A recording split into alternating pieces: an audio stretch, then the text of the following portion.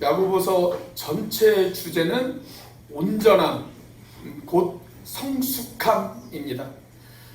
야고보는 성숙한 사람의 특징을 이야기하면서 1장에서는 인내하는 신앙을 이야기했습니다. 어떤 사람이 성숙한 사람이냐? 인내하는 사람이 성숙한 사람이다. 그렇게 이야기했어요. 반대로 미성숙한 사람, 안 성숙한 사람은 절대 인내할 수가 없습니다.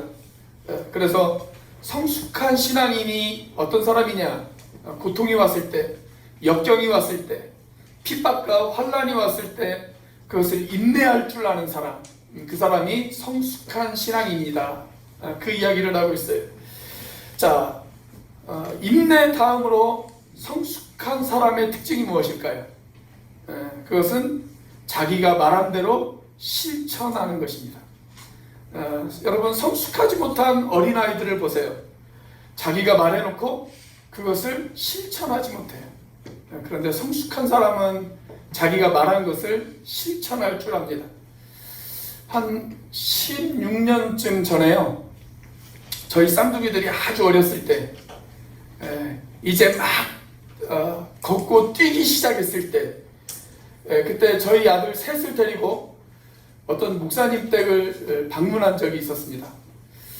개인적으로 제가 조금 어렵게 생각하는 그런 목사님이라 그 집에 도착하기 전에 아이들에게 몇 번에 걸쳐서 제가 약속을 좀 받아놨어요. 집에서 출발할 때도 약속을 받아놨고, 차에서 내리기 전에도 약속을 받아놨고, 엘리베이터 타면서도 약속을 받아놨습니다. 제가 항상 세 가지를 좋아하잖아요. 그래서 세 가지를 3번에 걸쳐서 약속을 받았습니다. 첫째, 인사 잘하기. 둘째, 절대 떠들지 않기. 셋째, 얌전히 있기. 애들에게 3가지를 약속을 받아놨거든요. 애들이 꼭 그 약속을 지키겠다고 그렇게 이야기를 했습니다. 자, 그런데 문을 열고 들어서자마자 난리가 났습니다. 난리가 났어요. 심지어는 그 목사님 때 거실 테이블 위에까지 올라가서 뛰어다니고 장난치고, 그래서 제가 얼마나 안절부절 못했는지 모릅니다. 여러분, 아이들이 그렇습니다. 아이들은 10초 전에 자기가 한 약속도 실천하지 못합니다. 이것이 아이들의 특징이죠. 아직 성숙하지 못한 사람의 특징이에요. 성숙하지 못한 사람은 언행이 일치하지 않습니다. 자기의 말에 절대로 책임지지 못합니다. 자, 그런데 그 아이들이 성숙하게 되어지면 어떻게 되어질까요? 조금씩 자기가 한 말에 책임질 줄 압니다. 저희 아내가 지금 친정에 좀 올라가 있거든요. 일이 있어서 친정에 좀 갔는데, 저희 쌍둥이들에게 제가 부탁을 했어요. 너희들 한 사람이 오늘은 설거지를 하고 한 사람이 빨래를 좀 해라. 아들들이지만 그렇게 부탁을 좀 해놨어요. 아이들이 네, 그랬습니다. 지켰을까요? 안 지켰을까요? 지켰습니다. 한 사람은 어제 다 설거지를 하고 한 사람은 빨래를 널고, 오늘은 역할을 반대로 해라. 아침에 그렇게 이야기를 했더니 네, 그러더라고요. 그것도 지킬 줄 믿습니다. 성숙한 사람의 특징은 자기가 한 말에 책임을 져요. 책임을 집니다. 자, 그래서 2장에서 성숙한 사람의 특징으로 뭘 이야기를 하느냐? 실천하는 신앙을 이야기합니다. 실천하는 신앙. 그리고 실천하는 신앙의 가장 중요한 근거로 가난한 이웃들을 차별하지 않고 대하는 것, 그것이 바로 실천하는 신앙인의 모습이다. 그렇게 이야기를 하고 있습니다. 여러분, 우리가 이 세상을 살아가면서 차별을 느끼는 가장 대표적인 경우, 우리가 가장 민감하게 차별을 느끼는 경우가 어떤 경우일까요? 돈 때문에 받는 차별이죠. 돈 때문에 받는 차별. 소위 빈부격차야말로 우리가 가장 뼈저리게 경험하는 사람과 사람 사이의 차별이라고 그렇게 이야기할 수가 있습니다.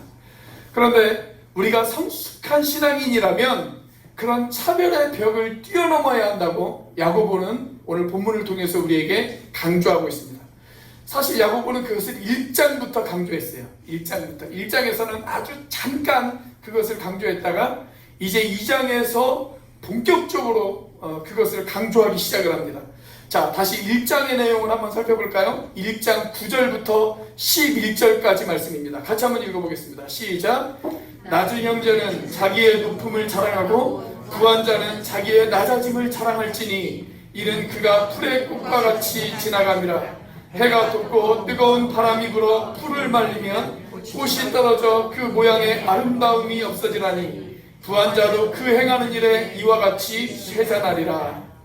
여기 10절에 보시면 부한 자들은 자기의 부함을 자랑해서는 안 된다. 오히려 자기가 가지고 있는 물질적인 부유함에도 불구하고 자기의 낮아짐을 자랑할 수 있어야 한다. 그것이 바로 성숙이다. 그렇게 이야기하고 있습니다. 왜냐하면 부는 자랑거리가 되어지지 못하기 때문에 그렇습니다. 부는 잠깐 있다가 없어지는 것입니다. 그것은 영원한 것이 아닙니다. 그래서 여기 뭐라고 이야기를 해요? 풀을 말리면 꽃이 떨어져 그 모양의 아름다움이 없어진다. 우리의 부함도 그와 같다라는 것입니다. 곧 없어질 것이 되어진다는 거예요. 그렇기 때문에 여러분, 부함이 우리의 자랑거리가 되어지지 못해요. 우리가 나중에 하나님 앞에 섰을 때 우리의 자랑 무엇이 되어지겠습니까? 하나님, 제가 세상에 살 때 하나님 돈을 이만큼 벌었습니다. 이것이 우리의 자랑거리가 되어질 수 있을까요? 하나님 앞에 절대로 그것이 자랑거리가 되어질 수 없다라는 것입니다. 그러면 우리가 내 주변에 있는 가난한 이웃들, 특별히 나보다 연약한 사람들, 나보다 부족한 사람들, 우리가 그 사람들을 보았을 때 그들을 어떻게 대해야 할까요? 특별히 오늘 야고보는 회당의 모습을 우리에게 보여주고 있습니다. 회당.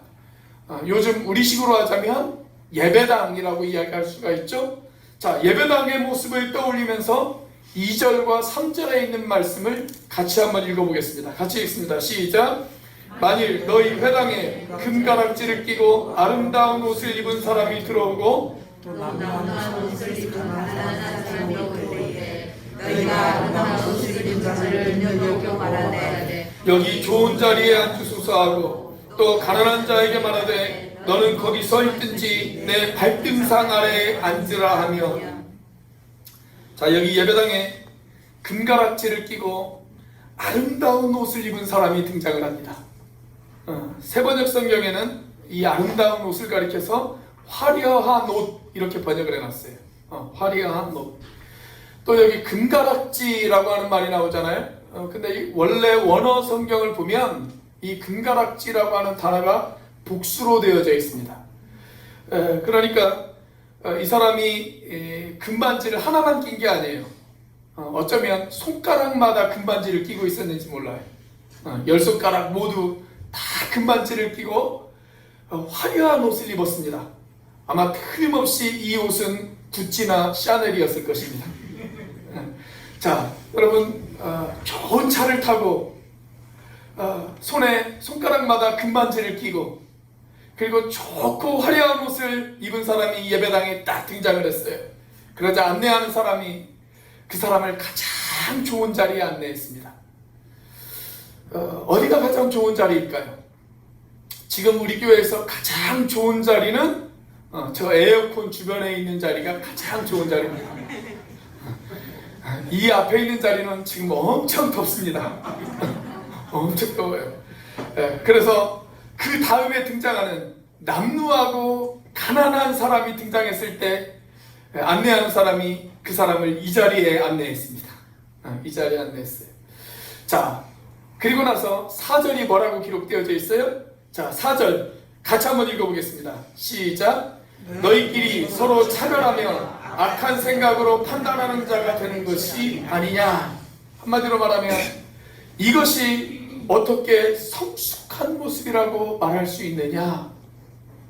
이렇게 물질로 사람을 차별하는 것이 어떻게 성숙한 신앙이라고 이야기할 수 있느냐. 바로 이 말입니다.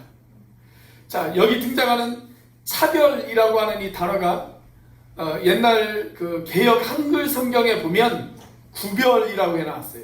구별. 근데 구별과 차별은 조금 다르죠. 구별은 절대 나쁜 것이 아닙니다.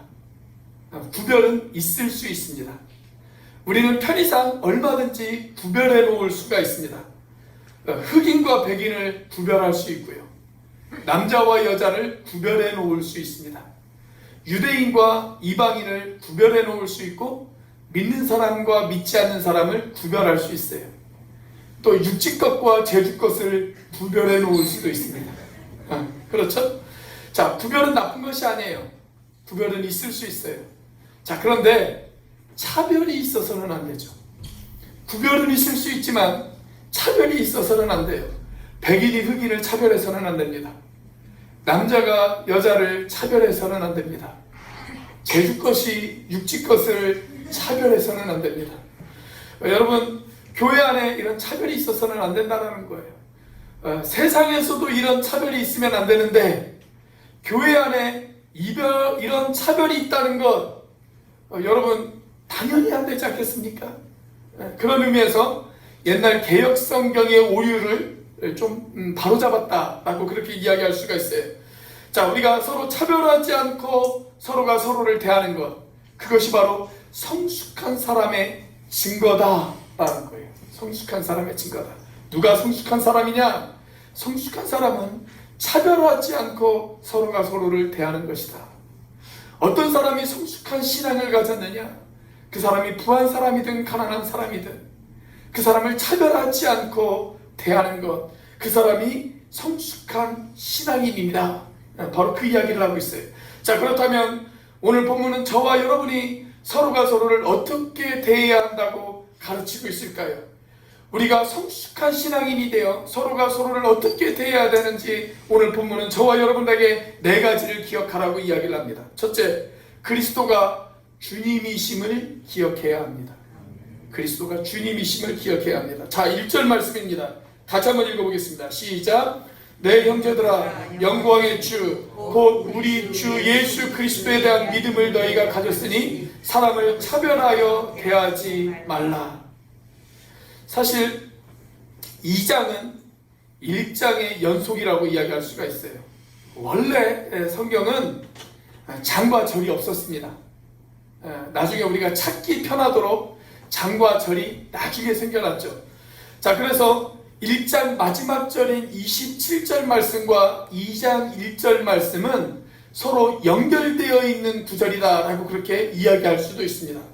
자, 1장 마지막 구절을 보면 야고보는 우리에게 뭐라고 이야기를 하냐면 어떤 사람이 진정한 경건의 사람인가? 무엇이 참된 경건인가? 그것을 이야기하고 있어요.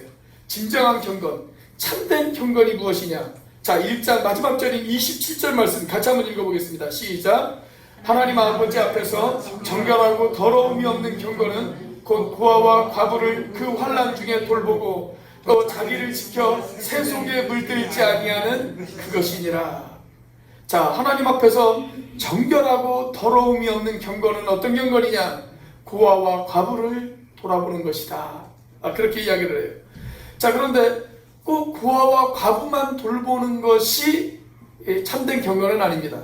자, 2장에 와서는 고아와 과부뿐만이 아니라 가난한 사람들을 차별 없이 대하는 것, 모든 가난한 사람들, 그들을 차별 없이 대하는 것, 그것이 바로 우리 경건의 중요한 기준이 되어진다. 그렇게 이야기하고 있습니다. 그러니까 여러분, 경건이라고 하는 것은요, 내가 무엇을 안 하는 것만이 경건이 아니에요. 그건 소극적인 경건이에요. 내가 주일 안 빼먹고 11조 안 빼먹고 죄 안 짓고 담배 안 피고 술 안 먹고 그것만이 경건이 아닙니다. 물론 그것도 경건의 하나의 기준이 되어질 수는 있겠지만 보다 더 적극적인 경건, 그것은 무엇이냐면 가난한 사람들을 돌아보는 것입니다. 그들을 차별하지 않고 대하는 것입니다. 그것이 바로 성숙한 신앙인의 모습이다 라고 그렇게 야고보는 저와 여러분들에게 이야기하고 있습니다. 그래서 2장에 들어서자마자 제일 먼저 뭐라고 이야기를 하고 있어요? 나의 형제자매 여러분, 여러분은 영광의 우리 주 예수 그리스도를 믿고 있는 사람들입니다. 그러니 사람을 차별하여 대하지 마십시오. 그렇게 이야기하고 있잖아요. 자, 특별히 1절에서 강조되어진 단어가 어떤 단어냐면 주라고 하는 단어입니다. 주, 영광의 주 예수 그리스도. 여러분, 우리는 예수 그리스도를 우리의 삶의 주인으로 모신 사람들이죠? 그렇게 고백하십니까? 예수님이 여러분들의 삶의 주인이십니까? 자, 우리 예수님이 우리의 삶의 주인이라면 우리의 삶의 가장 중요한 출발점, 그 출발점이 뭐냐면 바로 예수 그리스도입니다. 우리는 모든 것을 예수 그리스도를 기준으로 생각해야 합니다. 왜냐하면 예수님이 우리의 주인이시기 때문에 그렇습니다. 여러분, 절대로 우리의 주인이 물질이 아닙니다. 우리의 주인은 그리스도입니다. 그런데 우리가 물질을 소유하다 보면, 그리고 우리가 돈을 벌다 보면 가끔 우리의 물질이 우리의 주인이 되어질 가능성이 있습니다. 네, 그렇죠? 내가 돈을 벌다 보면 돈이 내 주인이 되어질 때가 있어요. 돈이 내 주인. 자, 그래서 예수님께서도 뭐라고 이야기를 하시냐면 너희가 하나님과 재물을 겸하여 섬길 수 없느니라. 그렇게 이야기하고 있습니다. 절대 하나님과 돈을 겸해서 섬길 수가 없다. 그렇게 이야기하고 있어요. 자, 그런데 이 재물이라고 하는 말이 맘몬이라고 하는 말이거든요. 맘몬. 근데 이 맘몬이라고 하는 말이 어디에서 나왔냐면 나는 믿는다 라고 하는 말에서 나왔어요. 나는 믿는다.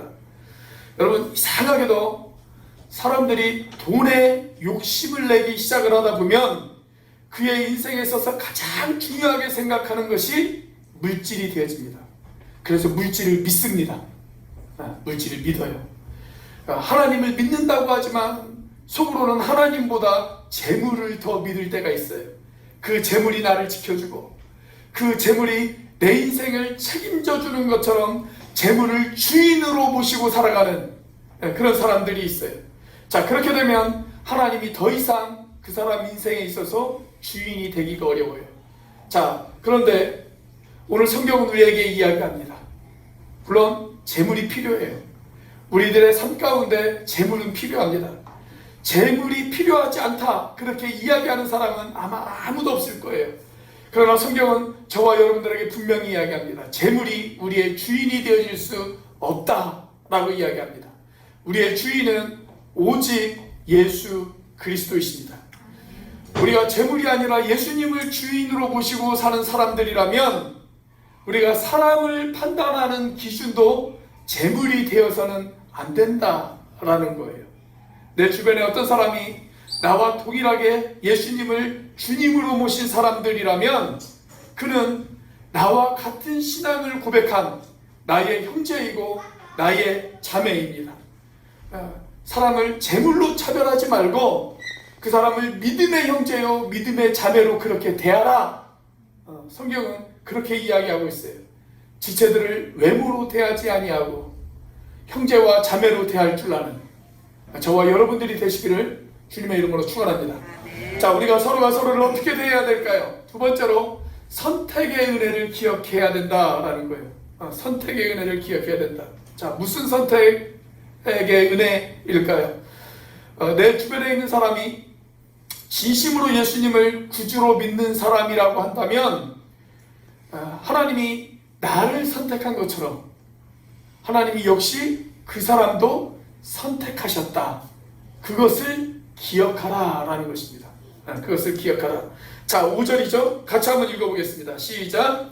내 사랑하는 형제들아 들을지어다. 하나님이 세상에서 가난한 자를 택하사 믿음에 부유하게 하시고 또 자기를 사랑하는 자들에게 약속하신 나라를 상속받게 하지 아니하셨느냐.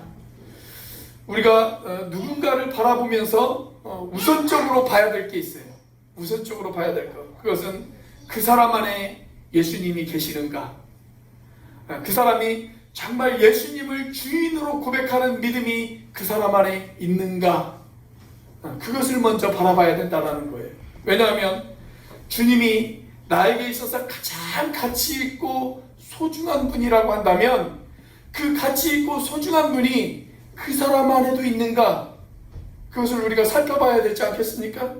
만약 그 사람에게 나의 가장 귀하고 소중한 예수님이 없다, 그러면 어떻게 되어질까요? 그 사람을 불쌍하게 생각해야 됩니다.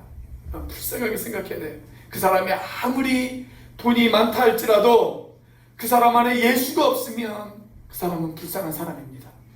사회적으로 아무리 지위가 높은 사람이라고 할지라도 그에게 예수가 없으면 그는 불쌍한 사람입니다. 그 사람이 아무리 많이 배웠다고 할지라도, 그리고 그 사람이 아무리 높은 지위에 있다고 할지라도 그에게 예수가 없다면 그는 불쌍한 사람이에요. 그런데 반대로 그 사람이 나보다 물질이 좀 부족하고 나보다 연약하고 나보다 가난한 사람 같지만 그에게 예수 그리스도가 있어요. 그가 예수님을 주님으로 믿었어요. 예수님을 믿는 믿음이 있어요. 그러면 그 사람을 바라볼 때, 야, 참 귀한 사람이다. 귀한 사람이다. 그렇게 바라봐야 된다는 거예요. 그렇게 바라봐야 된다. 자, 그래서 여기 5절을 보면 내 사랑하는 형제들아 들을지어다. 하나님이 세상에서 가난한 자를 택하사. 그렇게 말씀했어요. 비록 그 사람이 가난한 사람이라 할지라도 하나님이 그 사람을 선택하셨어요. 그 사람이 택하셨어요. 그 사람이 가난하고 부족하고 연약한 사람이라 할지라도 하나님이 그 사람을 선택하셨다면 그 사람은 부유한 사람이에요. 영적으로 부유한 사람이에요. 왜냐하면 나와 동일하게 예수님을 주님으로 모시고 그리고 또 앞으로 하나님 나라를 나와 같이 상속받을 사람이기 때문에 그 사람은 부유한 사람입니다. 하나님이 나를 선택하신 것처럼 그도 하나님이 선택하셨구나. 참 귀한 사람이다. 나와 똑같이 소중하고 귀하고 아름다운 사람으로 그렇게 여기라. 그 이야기예요. 그 이야기.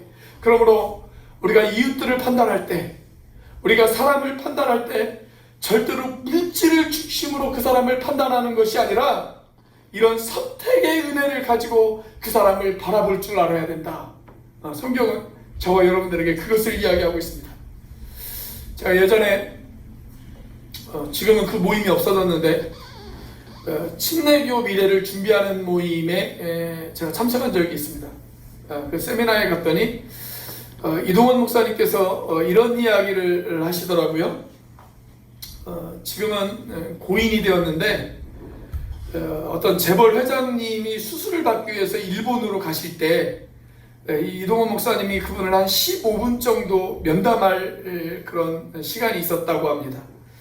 그래서 이동원 목사님이 그 회장님에게 이런 질문을 던졌다고 그래요. 회장님, 평안하세요?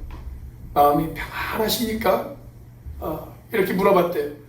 자, 그러자 그분이 이동원 목사님을 한참 쳐다보더니 이렇게 대답을 하시더래요. 평안이라뇨. 저는 요새 마음이 참 불안하고 너무너무 불안하고 그렇게 이야기를 하더래요. 그래서 이동원 목사님이 그 회장님을 바라보면서 드는 생각, 이런 생각이 가장 먼저 들었다고 그래요. 야, 참 불쌍하구나. 불쌍하구나. 한국에서 제일 가는 부자인데 참 불쌍한 사람이구나. 그런 생각이 들었다고 해요. 여러분, 선택의 은혜가 그렇게 중요한 것입니다. 비록 이 땅에서는 가난하게 산다 할지라도 예수님을 믿는 믿음이 있다면 그 사람은 부유한 사람입니다. 그러나 이 땅에서 그 사람이 아무리 부유하게 산다 할지라도 그에게 예수 그리스도가 없다면 그 사람은 가난한 사람입니다. 불쌍한 사람이에요. 불쌍한 사람. 우리가 그 은혜를 가지고 그 은혜의 눈으로 우리가 서로가 서로를 바라봐야 된다라는 것입니다.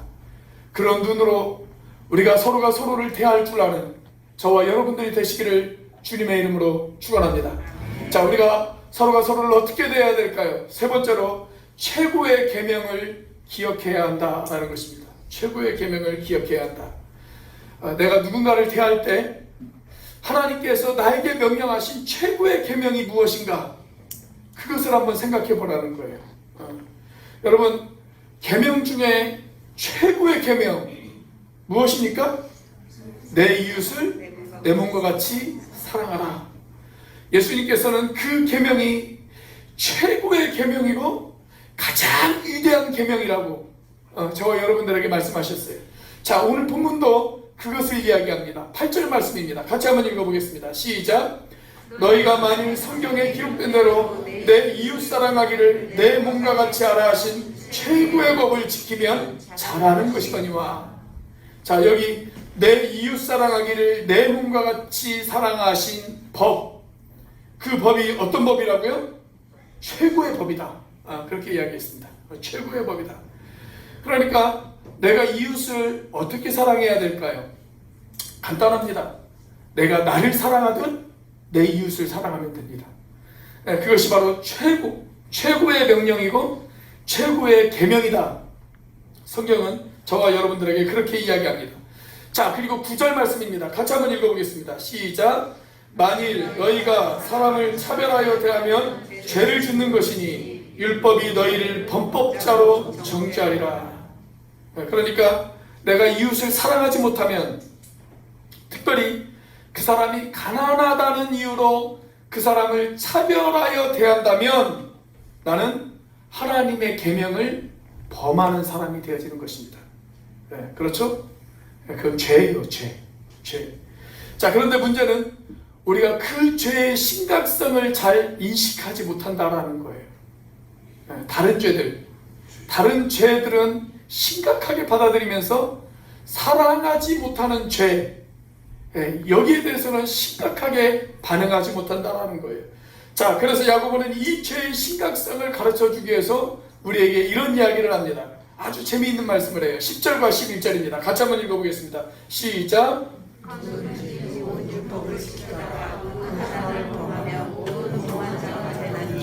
가늠하지 말라 하시니가 또한 살인하지 말라 하셨은즉 비록 내 아야도 살인하면 율법을 범한 자가 되느니라. 자, 우리 중에 살인자가 있어요. 살인자. 이 안에 어떤 사람이 살인자가 있습니다. 또 간음한 자가 있습니다. 그러면 여러분들이 그 사람을 바라볼 때 어떻게 바라보시겠습니까? 살인? 야, 저건 사람도 아니야, 사람들. 어떻게 사람이 사람을 죽여? 간음? 아니, 어떻게 그럴 수가 있어?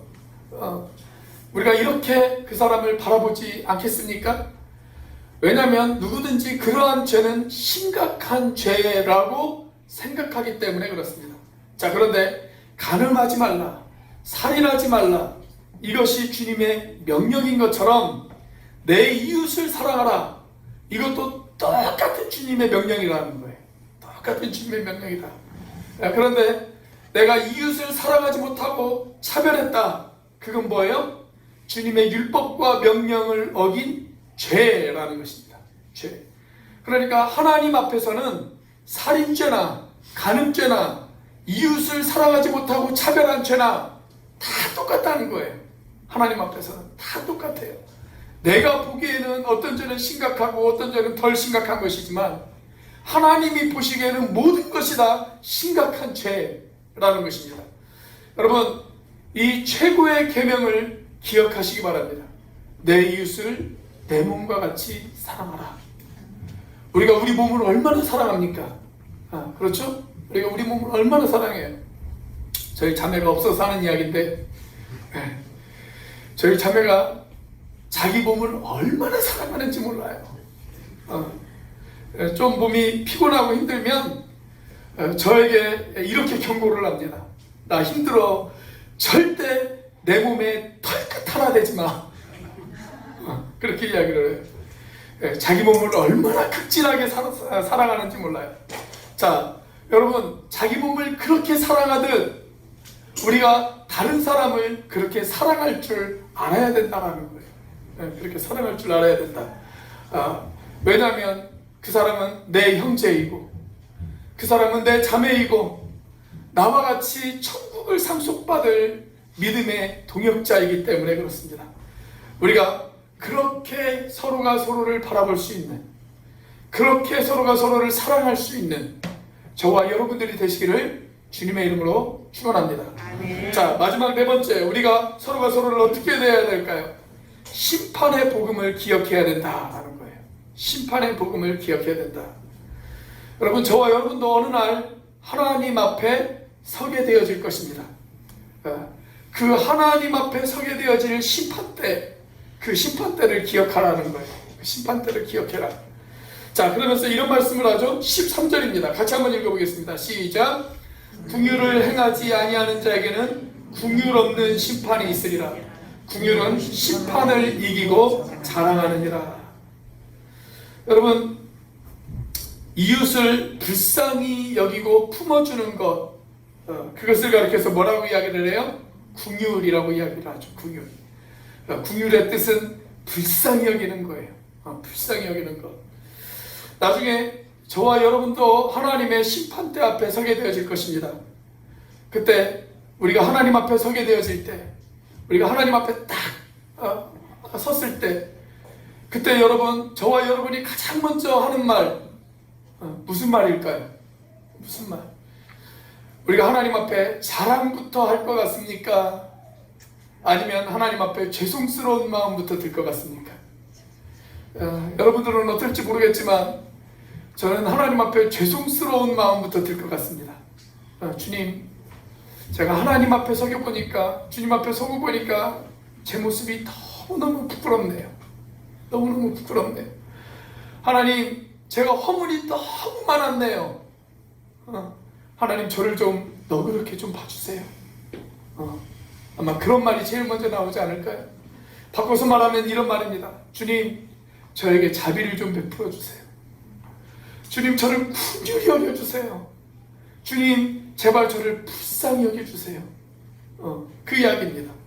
자, 그러면 주님께서 저와 여러분들에게 무슨 이야기를 할까요? 그래?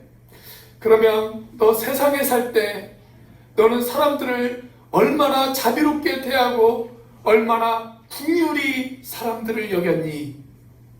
아마 그렇게 물어보실 것입니다. 그때 자비를 베풀지 않는 사람에게는 무자비한 심판이 있을 것입니다. 오늘 성경의 표현대로 말하자면 긍휼 없는 심판이 그에게 있을 것입니다. 그런데 우리가 자비를 베풀었어요. 우리가 세상 가운데 살면서 내 이웃들, 내 지체들을 바라보며 그들을 긍휼히 여기고 그들에게 자비를 베풀면서 살았습니다. 그 사람이 가난한 사람이든 부자이든, 그 사람이 배운 사람이든 배우지 못한 사람이든, 그 사람이 믿는 사람이든 믿지 않는 사람이든, 모든 사람들을 대할 때 그들을 긍휼히 여기고 불쌍히 여기는 마음으로 그들을 대했습니다. 그러면 주님 앞에 서는 날 주님께서 저와 여러분들에게 이렇게 이야기할 것입니다. 야, 너는 세상 가운데 살면서 참 자비를 베풀면서 살았구나. 너는 참 긍휼을 베풀면서 살았구나. 너는 나의 자비를 받기에 마땅한 사람이다. 그렇게 이야기할 것입니다. 여러분, 우리 주님이 이 세상에 계실 때 사람들을 어떻게 대하셨어요? 복음서에 보면 예수님께서 사람들을 대하신 그 표현들을 우리가 묵상해 보면 가장 많이 등장하는 표현이 바로 이런 표현입니다. 그들을 불쌍히 여기셨다. 불쌍히 여기셨다. 이 불쌍히 여겼다라고 하는 말을 영어 성경으로 보면 compassion이라고 하는 단어를 사용했어요. 그런데 이 말은 두 가지의 단어가 합쳐져서 되어진 단어입니다. com이라고 하는 말과 passion이라고 하는 말이 합쳐져서 되어졌어요. com이라고 하는 말은 함께라는 뜻을 가지고 있고 passion이라고 하는 말은 고통이라고 하는 뜻을 가지고 있습니다. 그래서 두 단어를 합치면 함께 고통을 느끼는 것이에요. 그게 불쌍히 여기는 거예요. 누군가 긍휼히 여길 때, 누군가를 불쌍히 여길 때 내 마음은 전혀 그렇지 않은데 그냥 입으로만 안 됐다 이렇게 생각하는 것이 아니라 정말 그 사람과 함께 고통을 느끼는 것, 그것이 바로 그 사람을 긍휼히 여기고 불쌍히 여기는 것입니다. 자, 예수님께서 이 땅 가운데 계셨을 때 바로 그런 사역을 하셨어요. 사람들을 바라볼 때 그들을 긍휼히 여겼어요. 그들을 불쌍히 여겼어요. 자, 그런데 예수님께서 승천하시고 난 뒤에 그 사역을 지금 누가 이어받아서 하고 계시냐면 우리 보혜사 성령님께서 그 사역을 이어받아서 하고 계십니다. 성령님의 별명이 보혜사죠. 그런데 이 보혜사라고 하는 말도 어떤 뜻을 가지고 있냐면 곁에서 우리를 위로하기 위해서 부르신 분, 그런 뜻을 가지고 있어요. 우리를 위로하기 위해서 부르신 분, 우리 옆에서 우리를 위로하기 위해서 하나님께서 부르신 분, 그분이 바로 보혜사 성령님이세요. 자, 그러므로 여러분, 우리들 가운데 누군가 어려운 사람들, 누군가 불쌍한 사람들, 고통스러워하는 사람들, 아파하는 사람들, 힘든 사람들, 여러분들 그 사람들 곁에서 같이 아파하고 같이 힘들어하고 같이 고통을 느낀다면 그 사람은 성령의 사람입니다. 성령의 사람이에요. 주님의 마음으로 그들을 대하고 주님께서 하신 것처럼 나도 그들을 불쌍히 여긴다. 그러면 그 사람이 성령의 사람이에요. 그런데 내 마음에 전혀 그런 마음이 없다. 그러면 예배 아무리 잘 참석해도, 아무리 11조를 드려도, 아무리 성경을 몇 수십 번 읽어도 그 사람은 성령의 사람이 아니에요. 그래서 바울 사도는 저와 여러분들에게 뭐라고 이야기를 합니까? 빌립보서 2장 5절에서 이렇게 이야기를 합니다. 너희 안에 이 마음을 품으라. 곧 그리스도 예수의 마음이니. 그렇게 이야기합니다. 여러분, 우리가 품어야 될 예수님의 마음 많이 있죠. 그런데 우리가 품어야 될 가장 대표적인 예수님의 마음이 있다면 그것이 바로 자비입니다. 자비. 사람들을 자비롭게 대하는 것, 긍휼히 여기는 것, 우리의 지체들을 차별하지 않고 대하는 것, 그들을 불쌍히 여기는 것. 여러분, 저와 여러분들 마음 가운데 바로 그런 마음이 있게 되어지시기를 주님의 이름으로 축원합니다. 주님의 자비의 마음, 주님의 심정, 주님의 긍휼. 여러분, 그 예수님의 심정이 오늘 저와 여러분들의 심정이 되어질 수 있기를 바랍니다. 그래서 정말 우리가 차별하지 않고 서로가 서로를 품을 때 주님은 저와 여러분들을 바라보시면서 빙그레 웃으시고 이렇게 이야기하실 것입니다. 야, 너 정말 성숙했구나. 너 많이 성숙했어. 네가 사람을 차별하지 않고 사람들을 불쌍히 여기며 그렇게 대하는 모습을 보니까 너의 신앙이 많이 성숙했구나. 예수님께서 저와 여러분들을 그렇게 이야기하실 거예요. 그게 바로 성숙의 기준이 되어진다는 거예요. 예전에 제가 어떤 세미나에 참석을 했는데 그 세미나에서 중국에서 북한으로 들어가 가지고 북한 사람들을 돕는 우리 한국 사람 한 분을 제가 만난 적이 있습니다. 그분에게 제가 이런 이야기를 들었어요. 북한의 지하교회 성도들은 굶는 사람이 없다는 거예요. 굶는 사람이 없다. 북한 사회가 기아에 되게 허덕이고 있지 않습니까? 그럼에도 불구하고 크리스찬들은 굶는 사람이 없습니다. 그렇게 이야기를 하더라고요. 왜냐하면 서로가 서로를 돌보기 때문입니다. 내가 좀 적게 먹더라도 그 사람이 그리스도인이다. 그러면 다 나눈다는 거예요. 우리나라 속담에 콩 한 조각이라도 나눠 먹는다. 그런 말이 있잖아요. 정말 조금 덜 먹을 뿐이지. 그러니까 정말 콩 한 조각이라도 나눌 뿐이지 안 먹는 사람은 없다는 거예요.